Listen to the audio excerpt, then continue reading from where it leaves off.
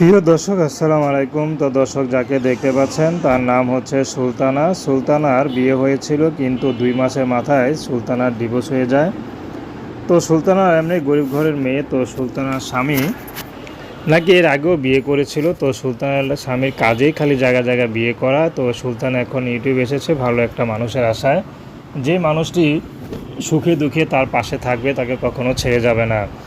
সুলতানা কখনো কল্পনা করেনি তার জীবনটা এভাবে এলোমেলো হয়ে যাবে। সুলতানা গরিব ঘরের সন্তান।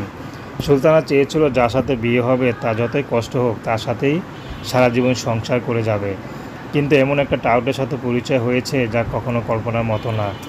তো তার এক পরিচিত খালা তার এই ঘটকারি করে। তো তার স্বামী বলেছিল যে ভালো চাকরি করে, ভালো বেতন পায়। তো সুলতানার বাবা আগে ভ্যান চালাতো, বর্তমানে বাবাটা নেই, মা আছে। তো মা চিন্তা করেছে হয়তো তার কাছে দিলে মেয়ে সুখী থাকবে, কিন্তু এইভাবে যে তার জীবনটা নষ্ট হয়ে যাবে কখনো কল্পনা করেনি। এখন সব জেনে যদি কেউ তাকে বিয়ে করতে চায়, সুলতানা বিয়ে শাদী করতে রাজি আছে।